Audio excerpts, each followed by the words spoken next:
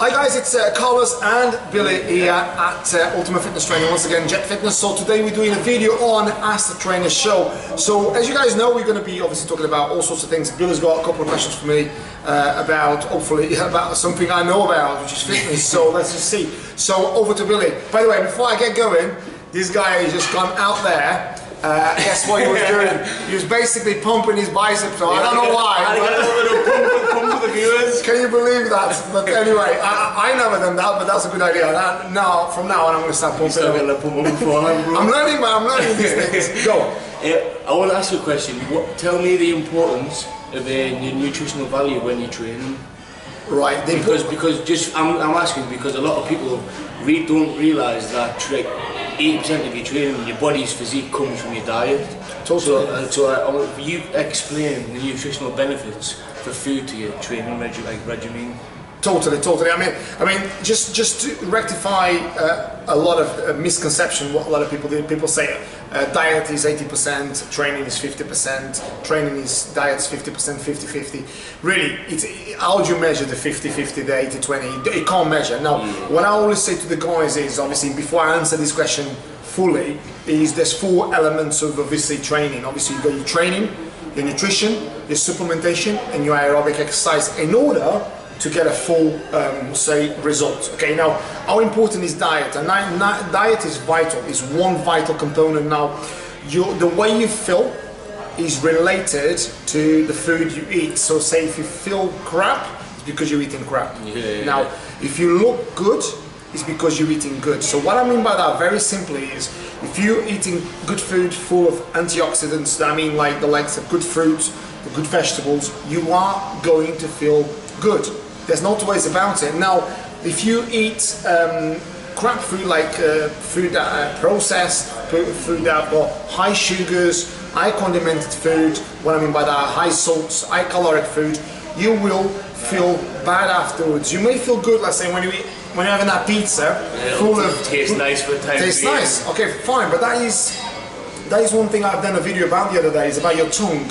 Your tongue, your brain, and your body, 3 different elements, okay? Now, if you're greedy, a lot of people tend to be greedy, and don't take me wrong, I'm not saying I'm not guilty of that. Sometimes I have a cheat meals and I do that, but believe it or not, I feel crap afterwards, okay? Now, to answer this correctly is, diet is massive in order for you to perform better. If you eat well, you feel well, and basically you look well. If you eat bad, it's good. I mean, don't take me wrong, some people can get away with it because obviously they've got fast metabolism, high metabolism, stuff like and that. They can burn a lot of calories and get away for a while, but when you eat them 30s, 35s, 40s, things change, your metabolism slows down, and then it goes south.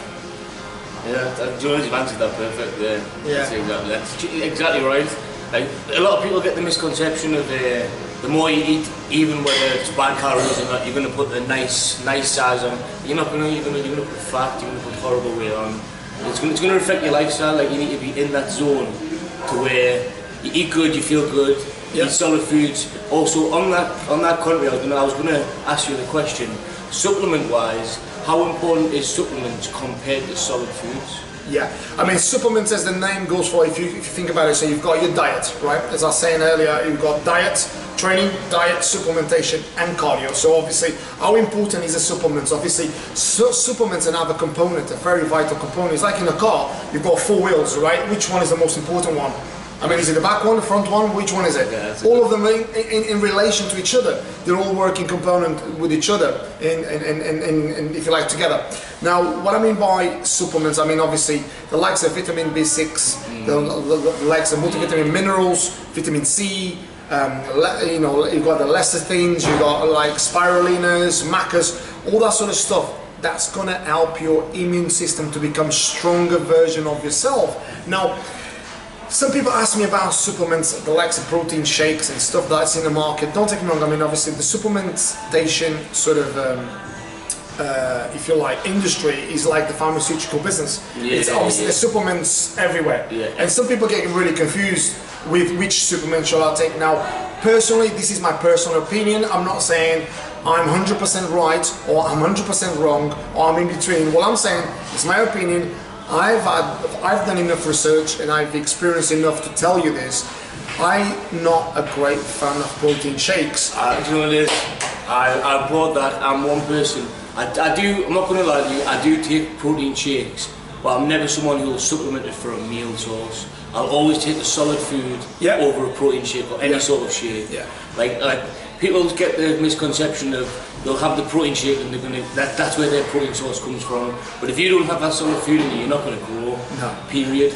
And that's the biggest thing with a lot of people. Don't take me wrong, a lot of young guys now are getting probably in the industry and start thinking, obviously they see on all the supplements, and they have probably came into the industry when all these sort of supplements have gone through, I mean, through the roof.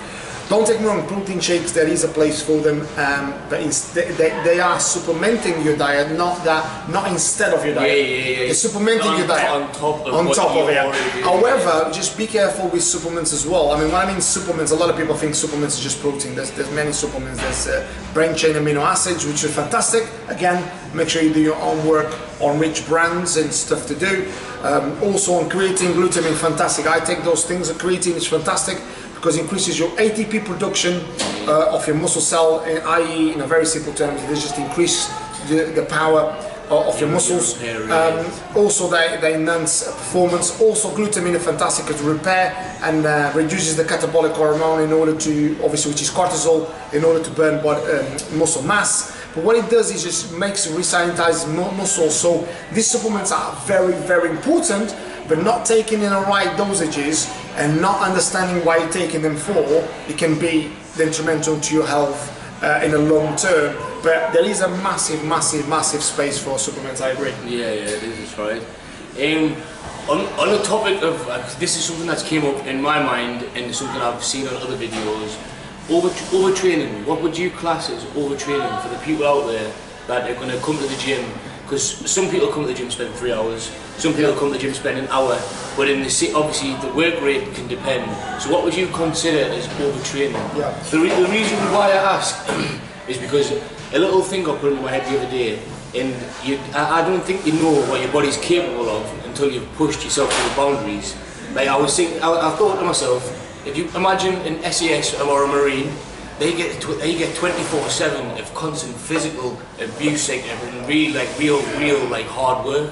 So I was thinking, how can someone describe overtraining as 1 hour's training to 2 hours training to 3 hours training, when really you don't understand how, unless you know your body's capabilities, which I don't think you do until you push yourself to the absolute maximum limits. You know what I mean? Totally. I mean, that is a very, very good question, and it can be a very long, complex explanation. Now, let me explain something, right?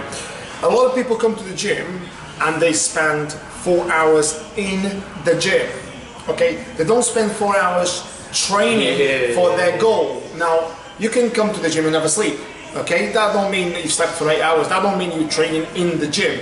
Believe it or not, a lot of people come to the gym, they'll have a bit of a drink, they'll chat to 3 or 4 people with a towel on their backs. They'll go over to a girl, they'll go over to a guy, they'll sit down, they'll do a bit of sit-ups, and next thing you know, they look at the watch, an hour and a half gone. We've been here an hour's time. Yes, and then maybe do a few flies, a bit of press-ups, and then they'll go home. And they'll probably go and tell the missus they've been there for 2.5 hours.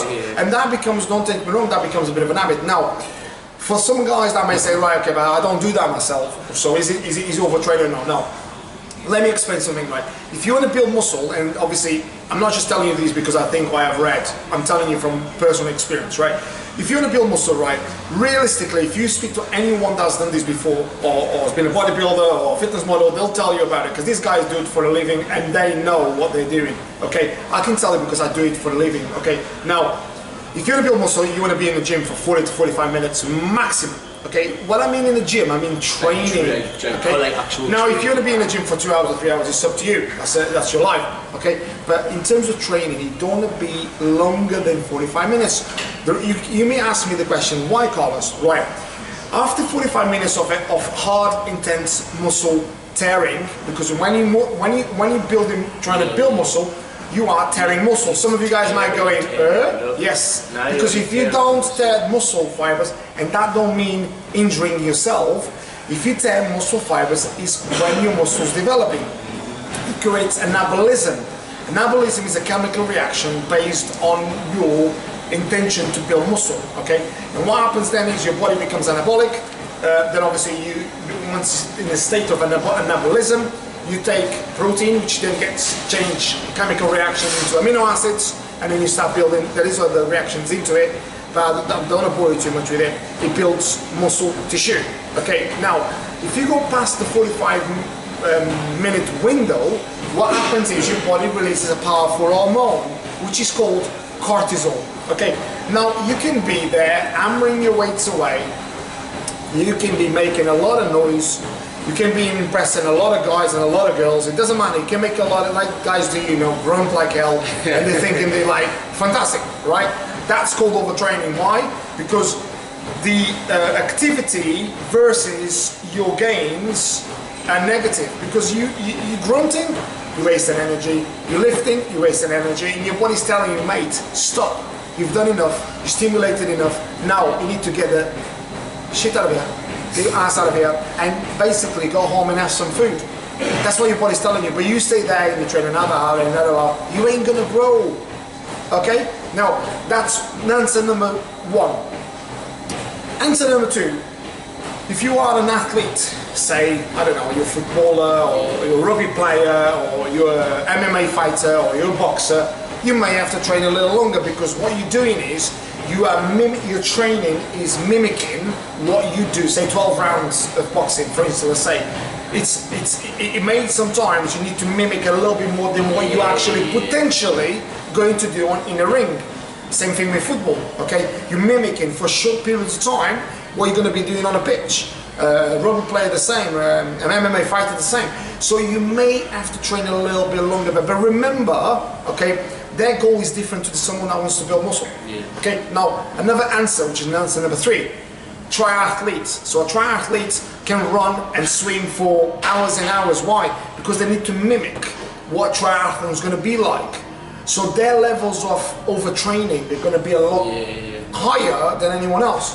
Now, I hope I'm making myself clear here. There's three different spectrums of answers. You've got your section where you are and someone else. And totally, but when you open a magazine, how many magazines? I mean, honestly, I've seen magazines on the internet and Instagram posts where people say, "Oh, if you're in the results, you've got to train X amount of hours." Yeah. I think that's just general, because I mean, it can be so generalizing with what people really want, and that's why I think a lot of people get really mistaken and really confused, because they're failing to realize what their goal is and really failing to realize what their structure is in order to achieve their goal. Yeah. Okay. That's the answer. Does that make sense? Yeah, that makes 100% sense. It was just something that it played in my mind, because I sat and I thought to myself, really, but then again, as you say, they're training to a goal. They're training to like. So what Billy did there earlier to pump his arms, he was one for training. He's been here 3 hours just for this video. I've been doing absolutely cardio. Yes. So any other questions? Let me think. Have you got any questions for me? Yeah, basically, what do you think? Obviously, as you guys can tell, Billy's got a very similar accent to mine. Not. He basically comes from Newcastle. What is it like there? What do people see in terms of training? Is the mentality the same down here? Or? It depends. It depends what sort of gym you go to. What kind of people? But you do get the serious bodybuilders from up north. But then that's when you go like an Ironworks gym. Sure. But then obviously you've got like the more commercial gyms where people kind of just go. But then you get the trainers who blag you don't get the one like Carl that's up north who... Stop it. I'm not even trying to big group of the video, but who's got so much knowledge and like who knows so much around these certain subjects to where you can answer on the spot to a question where, by the way, none of this is revised. I've literally just sat and asked him these questions to a point where he's had to answer on the spot, and he's broke it down into certain situations. You don't like. I've never met no one up north who's like that. I guarantee there'll be people like that, but from my experience for so far, you've got a different level of knowledge to other personal trainers than anyone that I've known. Thank you, mate. That's serious too. But what was I going to say there? I went blank. That's all right. That's happening in videos. We're not going to edit. So you're you're saying about, obviously, in terms of knowledge, a lot of people blag it. A lot of people blag it. So say you'll get a personal trainer and he'll tell you you've got to do this amount, X amount, exactly how Carlos explained before, like you need the guy would say, oh, you need to do this amount of reps of this, when realistically you don't know what your body's capable of. He can't tell you to go do 12 reps times 4 sets if your body can't do that 12 reps. He can't tell you that weight unless you know that weight of what you're capable of lifting. Like, you need to understand your body before someone else can understand your body. It's totally understanding, and this is what Billy was touching on. It's very simple, because I'll give you an example. Like a lot of the times, and this is why, don't take me, it's like any industry really. Every industry grows in terms of development. If you look at the car industry is growing now, what cars do now comparing to 20 years ago is unbelievable. Okay, it's the same thing with the fitness industry. What we did 20 years ago to now is very different. However, what I like to do, I've got different layers. I've got an old school layer. I've got the different apps in terms of building up different sort of knowledge. You know, I'm very much so updated, and I always learn every single day. But one of the things I do very much so is listen very careful to what people need. But sometimes we forget that, say for instance, if I'm training Billy now, he's an individual, right? Okay, he wants to build muscle, but he may want to build muscle in certain areas that I don't want to build muscle myself. However, I'm listening to what Billy wants himself rather than what I want for me. Rather than you giving me your goal, when in reality, yes. So see if I want my goal, and then you're giving. So imagine, let's put it this way: if I was unknowledged on certain areas, and I asked Carlos, "Oh, I want to get my goal. My goal is my biceps and my triceps are lacking," for example, and then he would have me a different exercise for his goal. Yes. And then yes. And then that's where a lot of people get mistaken. I see so many people. Like, I'll give you an example. I was one guy got me in touch with me the other day about. And don't take it wrong, this is another grey area massively. If you speak to 20 makeup artists, they'll all give you 20 different answers, right? If you speak to 20 nail artists, they'll all give you 20 different answers. So if you speak to 20 personal trainers, you're probably going to get 20 different answers. But the biggest thing is, who are these guys? Do they have track record? Okay, that's all I'll say. Results speak for themselves. So I had someone that came to me and said, listen, I want to be pre-contest trained. And I look at what these guys been doing. It was crazy. It was almost like a powerlifting sort of routine, rather than, because if you're getting into bodybuilding or into muscle modeling, it's not about how powerful you are, because that's what it is. It doesn't say powerlifting, it says muscle modeling. So you want to go on stage, the judge is not going to be looking at you thinking, let me see how many places this guy can squat. That don't mean anything. What it means is how great you look on stage. So a lot of these people misconcept between being super strong and looking super good. It's two different things. That was going to be one of my last questions for you as well. Well, this is another massive misconception. People honestly just do not understand this, and I keep saying this to you. Muscle develops through tension. It's not through the great amount of weight done. Do you know what I mean? Like, I'll give you an example. The people I have trained over the years, my greatest clients that look amazing are probably the guys that lift a lot less than anyone that I see in the gym. Honestly, one of my really good clients, you've probably seen them on videos, he's a big, massive guy. He doesn't lift that much at all. And what I mean by that is he's not lifting 5, 6, 7 plates on bench press. Do you know what I mean? Like, if I say to you, he lifts 2.5 plates, 3 plates, which most guys in the gym will do, but you look at the size of him, you think, oh my God.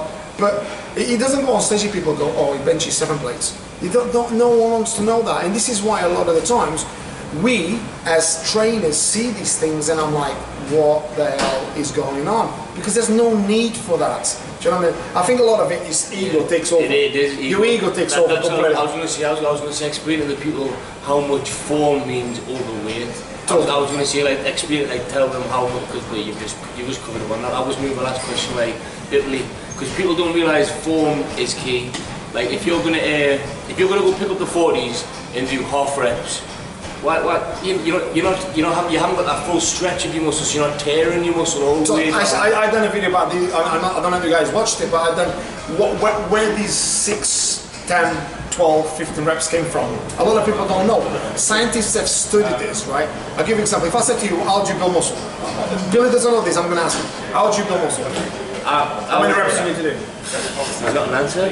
Yeah, well, you see, if you go, if 9 times out of 10, you probably see 4 sets of 12. Okay, do you see that? So he said 4 sets of 12, right? first and foremost, said no answer because he thinks I'm going to put him on the spot. But really, the reason why I say generalising, what is it? 12 reps? 12 reps. I normally go from 8 to 12. Okay. Okay, try to like Now, rip it down.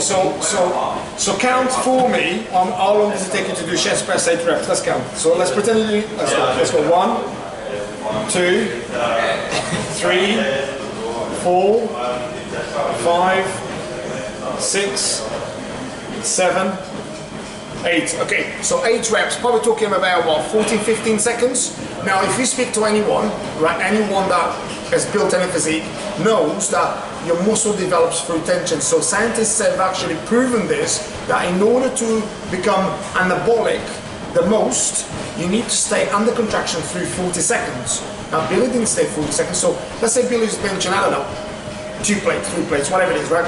If he's picked the weight up and he's doing there for 8 reps and he's there for 6 seconds, your muscle's not tearing.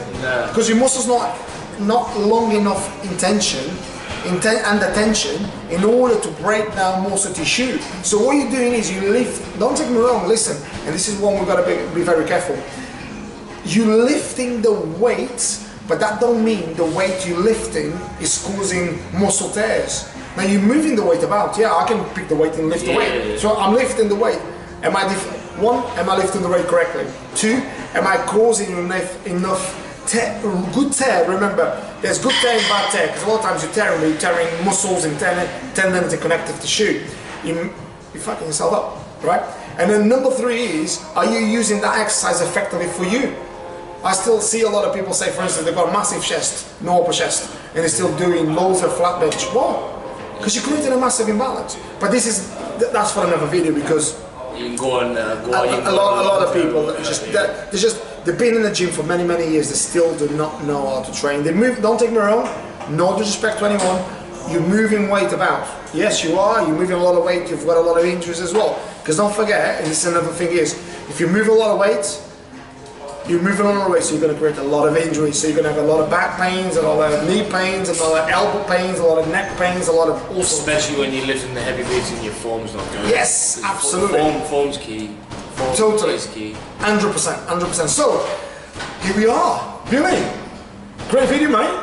Nice one. So as you guys can, obviously some of you guys might think I can't understand neither what they're saying. So obviously Billy's from South America. South America. No, he's from Newcastle. Geordie boy. Yeah, and I'm obviously my accent is all over the gaff. So obviously I'm sure you guys will get used to that. But anyway, so with all that said, guys, check us out on Carlos Trainer 10, which is Instagram.